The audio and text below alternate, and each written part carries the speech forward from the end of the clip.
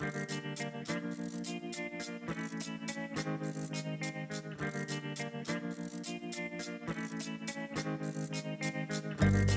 this is Michael Emery. Thanks for tuning into the Slow Baja. This podcast is powered by Tequila Fortaleza, handmade in small batches, and hands down, my favorite tequila. Hey, I want to tell you about your new must-have accessory for your next Baja trip. Benchmark Maps has released a beautiful, beautiful Baja California Road and Recreation Atlas. It's a 72-page large format book of detailed maps and recreation guides that makes the perfect planning tool for exploring Baja. Pick yours up at benchmarkmaps.com.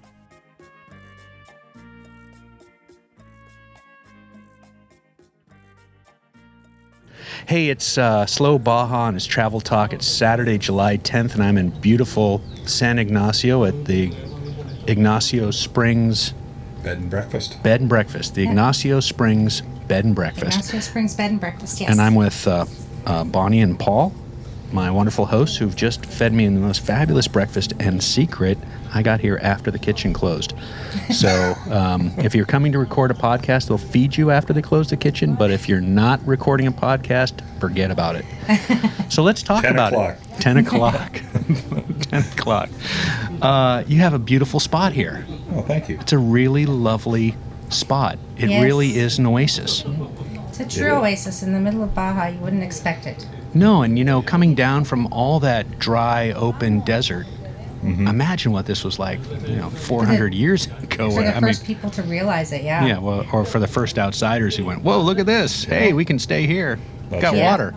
Yeah, well, and even now it catches a lot of people off by surprise, actually, that, like you just said. Come over the hill and all the green and the palm trees. And then the river. Yeah, amazing. So let's jump into it. Tell me about how you two got here. A couple of Canadians from where? Alberta. I'm from Alberta, and Paul's originally from Ontario. Yeah, I grew up in Ontario, and then in 2008 I moved to Alberta, and Bonnie's from Alberta, and then here. Okay. So, your story of getting here sounds a little bit unfortunate, but exciting to make life changes.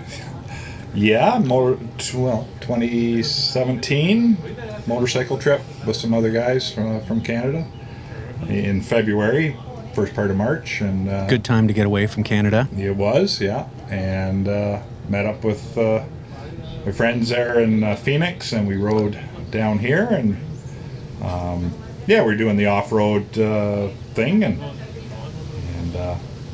so we stopped here in San Ignacio, spent the night, but not here at Ignacio Springs. They were full. Yeah, they were full. Stopped here, had a beer, met the owners, found out they were Canadian and all that. And then, so carried on to Loreto, and I wanted to go see the San Javier mission, so I went up there by myself, where the other guys went fishing and doing whatever. And on the way back, I stood up on the pegs of the bike, and next thing I know, my back wheel's locked up. And so what had happened was the back shock broke and jammed the back wheel. And, wow. So it was a sudden stop I wasn't expecting. And solo. Yeah.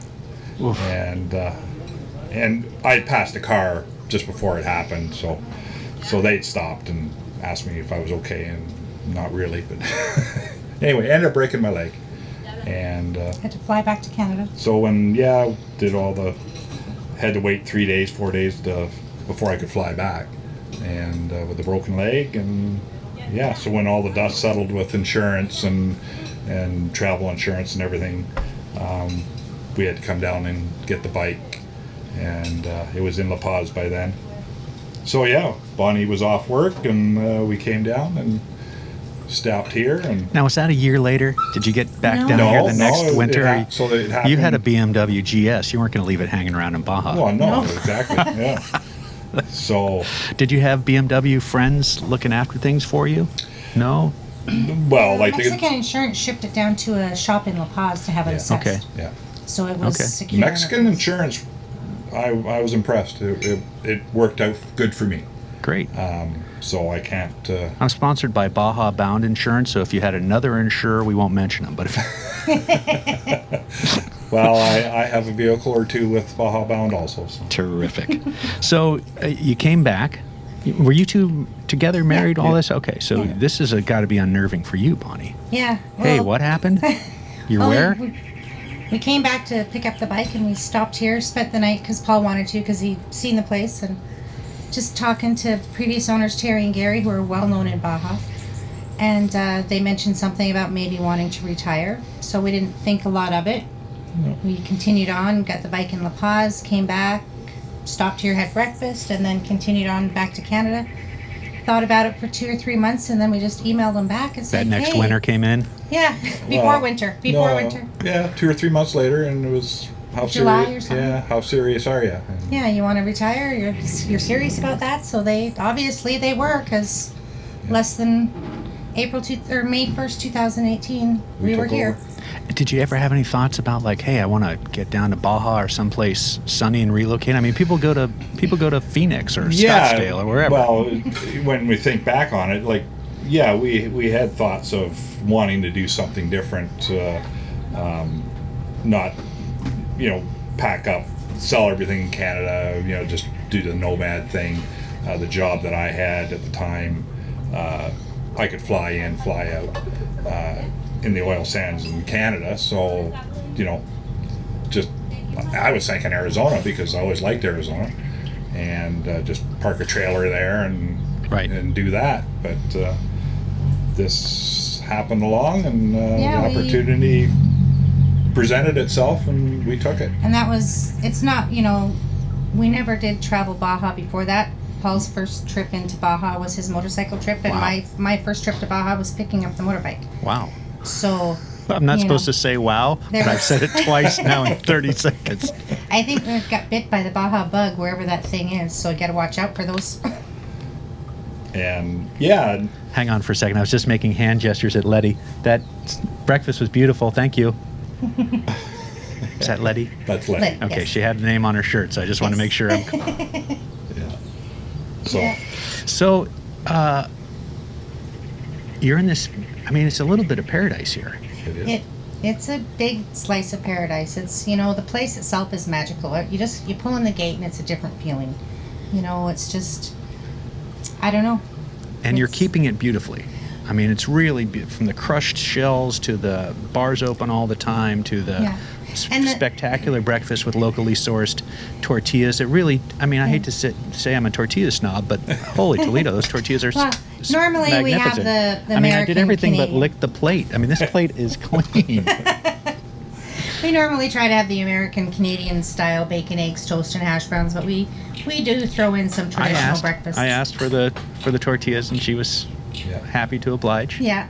And really spectacular. So you two, as you said, are the only expats here. You're employing locals in your business. You're employing all local folks. Yeah. Yes. Yeah. Yeah. Yeah, and San Ignacio is a small town. There's maybe 1,500 people who live here. 2,000, Yeah. And I think there's maybe 15 expats who are when they're all here. When they're all here in the winter, when it's cold, when everybody comes down. I think there's maybe 15 of us all. Yeah. I think there's 7 of us who are full time here year round in San Ignacio. The rest are, So let's talk about your launch into the hospitality business. What were your thoughts, and how did it work out? Pre-COVID. Let's just throw the COVID thing out. Well, it was a good start. Terry and Gary, the previous owners, had a great following. They had a great concept. They set everything up, and we just kind of got to walk into this turnkey business where it had the clientele, and it had a good reputation, and so we've just been trying to clean it up and make it our own. No real big changes, just the way we want it to be, and. It was all great until about March 17th. Right, yeah, sure, exactly. When everything came crashing down, but we've been staying actually pretty busy. The way it's set up, everybody's distanced already. It's not a typical hotel. Right. Yeah. So you have yurts, freestanding yurts with Freestanding lots yurts. of space between them. So Yeah. you're already dealing with Yeah, they all have their socially own- distanced, except for the folks who are sitting here at the table with Right. me, and you can figure that part out. Yeah, exactly. Yeah, and we, with COVID and stuff, because there are different levels of comfort for people, whether they want to be distanced or whether they want to eat in the room. We offer that too. We offer to deliver the meals to the rooms too for them if that's what makes them more comfortable. So, Well, let's walk through that. That coffee's good, boy. Let's walk through that. How many yurts do you have? we have 9. 11 rooms to rent. 9 of them are yurts and 2 of them are casitas. So, And the casita yurt difference is basically the wall construction the wall material. construction, yeah. So the yurts are the are- round with the canvas roof and the dome to see out into the palm trees. It's a pretty industrial, to think of, it's not really glamping. You've got a hard tile floor. Yeah. You've got air conditioning and heat. Hot water. Hot water, showers, bathrooms in suite. Yeah. So it's pretty glamorous, not really camping, but the material of the wall between the casitas and the yurts that's the big difference, right? Just Yeah. the shape. Yeah. And some of our rooms are cement block Okay. around the yurts just because of previous damage and stuff. Gotcha. But we do have 4 that are still the original Canvas canvas sided. sided. And your property bumps right into the river. I mean, it's Oh, yeah, we're right on the it's river. A few meters, few yards, few feet, Yeah. right out of the gate, and you're there. And you've got hammocks, and you've got kayaks and Paddleboards, paddleboards, swimming. Got and the- tilapia pedicures. I'm gonna Tilapia you can pedicures, drop yes. your feet in there and get your dead skin pretty. Exfoliation is the correct. Correct term. I shouldn't. Christopher, you're going to have to edit that dead skin comment. You can drop your feet right off the dock and have an exfoliation. Just send a couple margaritas down, drop the toes over. Hey, do you wish you had joined us on the Nora 500? Well, here's your chance. It's double the mileage, double the fun, double the parties, double the dirt. It is the Nora Mexican 1000. We're going to drive by day. We're going to party by night. I'm pouring shots of Fortaleza tequila. April 30th through May 6th, 2022. We're driving the entire peninsula. You don't want to miss out on this one. Again, if I can do it in my 1971 Toyota Land Cruiser, totally stock, you can do it in any modern 4x4. The Nora Mexican 1000. It's the happiest race on earth. Check it out at nora.com, NORRA.com, or on Slow Baja. So, tell me about who comes here.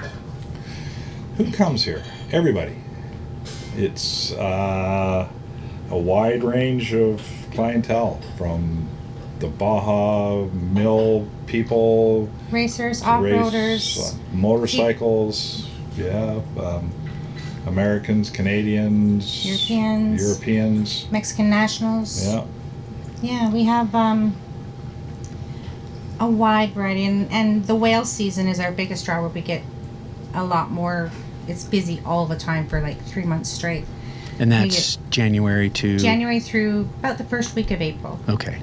So if the whales are still there, and sometimes they're there longer, it just depends on the whales. We never know. But the permit holders, they hold the permits from the middle of December till the end of April. And you say that's permits for the tours. Permits for the whale tours, yeah. And let's jump into that. So, if we're staying here at your beautiful spot, how's a whale tour going to work from here? I can help book tours. We use a local company. I have contacts with all of the whale companies here in town, so I can help book any tour you want with. We use a local one. They have cabins out there, or there's vans that can pick you up right here at Ignacio Springs, take you out there for the day, and bring you back. I can arrange cave painting tours. I just did a horseback riding tour yesterday. Awesome. So I can, if it's in the area, I can figure it out. Okay. And as far as the whale tours, typically you're staying out at their facility. So they're going to pick you up in a van, or you're going to drive out there or something, correct? Normally they will stay here and then take a van or drive themselves out. It's Just an for a hour day drive. trip. Okay, that's what I was getting to. Yeah. So it's an hour from here and Yeah. Yeah. out to San Laguna Ignacio. San Ignacio. Yeah, So La San Laguna. Ignacio Lagoon. And then and then they'll come back here, spend the night, and then, Can you or they can spend a night here and go out there and spend whatever. Yeah, they with, have with the whale they have camp. cabins. They have kind of rustic cabins out Right. there, and then you're right on the ocean too. You can hear the whales at night sometimes. And have you taken the tours yourself? Yes. Can you tell me a little bit about that? Explain to somebody who hasn't done it It is a what magical, it's like. life-changing And that's exactly what I'm getting experience. at. So just bring it. Yeah. I mean, you remember don't the- you don't go to Africa and pet the lions. I mean, like No. this is No. crazy. You go out on a boat and flipping go out on a whales little come ponga right up boat. to it. A little ponga that seats 12 people. You have your boat captain, and I've never had 12 people on my boat. The most I've had is 8, just because there's usually not that many people on the tour, so you have lots of space. And it's about a 15-minute boat ride to where you can interact with the whales, because they have a quiet area where you're not allowed to stop or touch the whales. And then once you're into the interaction area, you're there for an hour and a half, and it's really just kind of surreal when you first see the whales coming, and they're so big and you're in such a small boat.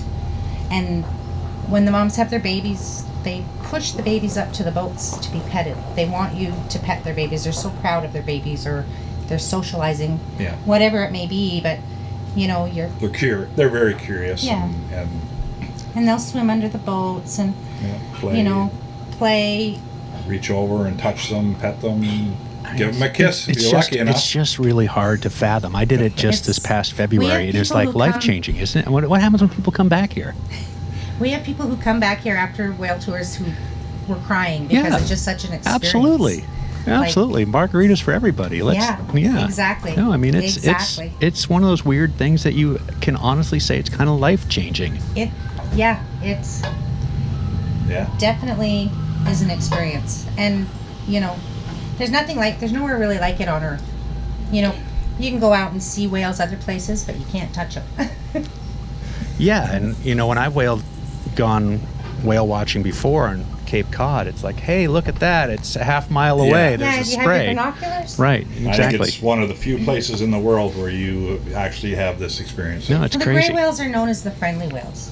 All right. They're the ones that are curious enough to come up to the boats, and whereas no other whales are really that No. curious. You can get close to them, but to actually pet and touch a whale, It's only the greys. see their little hairs that grow out of their skin, and Amazing. yeah.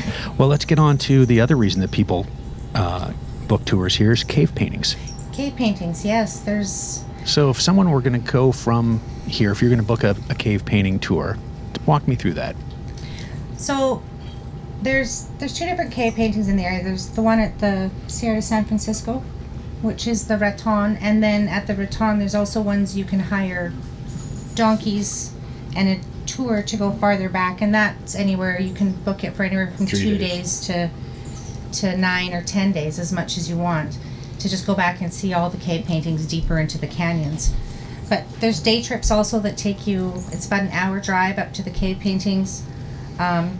It is a World Heritage Site, so you need a guide to go with you, which you pick up in the town of San Francisco. Yeah. And they take you to the cave paintings, explain everything, you see them, and that's the easiest tour, like if you're not really active or energetic. And then there's the other one at Santa Marta, which again is about an hour and a half drive. And then it's an hour and a half hike each way up to the cave paintings and back. So you can also rent donkeys with them also, or you can hike it. I haven't made it there yet. I made it 2/3 of the way. Paul just gave me a little gesture of like, take a look at me, and you'll know why I haven't hiked this rigorous trail. I know it's And hard to tell. this is why I love doing these in person, because if we were on a Zoom call and maybe we don't have a picture of each other, and I don't know you, but Paul, you're pretty much, you could have played in the Canadian Football League. You're a big dude. Yeah. Well, and there was a time not too many years ago where I would have had no problem doing the hike. I used to do a lot more of it, but All right, gotcha. Enough said. So, I saw a little ball diamond in town. Yes. Is there a little baseball team here? There is a baseball team. They practice, well, right now practice and games is going down, but they do practice almost every day. They love to practice. Actually, one of our workers here, our maintenance guys, he's a big guy. coach. Oh, good. for the team. So he loves the baseball, and yeah. Maybe you can introduce me Yeah. later. Here's the coach right here. Here's the coach. All right, well, I'll Coach talk to with him the later. baseball. And what else are people doing when they're in town? You've got a town of about 1,500. It's a beautiful little square with the mission there, and a few shops and restaurants. What are people doing? What are your local people doing for entertainment in the evening? Pretty low key here, huh? It is. It really is. I mean, the kids will play in the square. A lot of people go for an ice cream. Yep. Used I to be really nice. met Edson and his parents there, so Edson, yes, at Yaki's ice cream shop. Yep. he's got a lot of energy, that guy. Yes, Yeah. is he there now? Or? I don't know. I'm going to buzz over. Yeah. I didn't want to get caught up in Edson's world when I Yes. had a breakfast and a podcast to do, so I had to come over here directly. You never know what trouble you could get into hanging out with Edson. It used to be really interesting before COVID. They would have the quinceañeras in town. They would usually have them on the plaza, and that's like almost bigger than a wedding here. Like, people save forever to have these big parties. And everybody would be unofficially invited. They'd have the music and the bands and partying all night long, and it was just really nice to go and watch a quinceañera and be involved in that, And they used to have, well, maybe it'll happen again, but yeah, they'd have things happening on the square on a weekend, or the kids would be playing soccer. Just there was always something going on. But They'd have marching competitions and just lots of but really. last year, like anywhere, it's Right, yep. just died. So. All right. Well, let's wrap it up here. If people want to reach you online, what's the best way for people to find you? We have a website. It's ignaciosprings.com. We also have an email. It's ignaciosprings@gmail. And a beautiful dog. Or you can give us a call. Sorry, Here dog next just door. walked up. Sorry. Furry we- distraction just came by. So yeah, the best is probably the website. All of our information's on there. Our website, our email, and telephone numbers, And so Instagram is where I contacted you initially. we do have an 'cause, Instagram and a Facebook page too. Okay. So people can find you there. People can Yeah. find you on Facebook. People can find you on your website, ignaciosprings.com. IgnacioSprings.com. And your email is ignaciosprings@gmail.com. Yes. All right, we're going to leave it right there. Paul and Bonnie, thank you so much for the magnificent breakfast. You're very welcome. You've pointed me to the best michelada stand in town. I'm Oscar's looking got forward it. to getting one of those on my way out. Great. Yeah. All right, well, thanks for making some time. Thank Cheers. you. I want to share with you my new favorite place in the Valle. Adobe Guadalupe Vineyards and Inn is just a beautiful, beautiful place to stay. The long driveway, when you turn off the road and you head up this long driveway, every detail is thoughtful, spectacular. True Miller is the hostess that you can see her hand in every detail, from the food truck outside the front gate to the stunning stables and her Azteca horses. Solomon, the handsome horseman, will put you onto a beautiful ride around the property. Every day starts with a beautiful breakfast of chilaquiles, fresh fruit picked from the bounty of her property, hand-squeezed orange juice, spectacular coffee from Colima. She might even put a shot of her Tia Tula patented tequila into that coffee if you ask for it and you say Slow Baja recommends it. It really is it's hard for me to even put in words. It really is just a warm and relaxing home. I wish it were my home in the Valle, frankly. AdobeGuadalupe.com for more information. Tell True Miller that Slow Baja sent you, and I'll see you in the Valle. For appearing on Slow Baja today, our guest will receive the beautiful Benchmark Map 72-page Baja Road and Recreation Atlas. Do not go to Baja without this, folks. You never know when your GPS is going to crap out, and you're going to want a great map in your lap. Trust me. A lot of you have asked how to support the show. Well, you can go to slowbaja.com, buy yourself some merch, click that donate button, drop a taco in our tank, and always, always share the show with a friend. Give it a 5-star review on whatever app you listen to, and I will see you next week.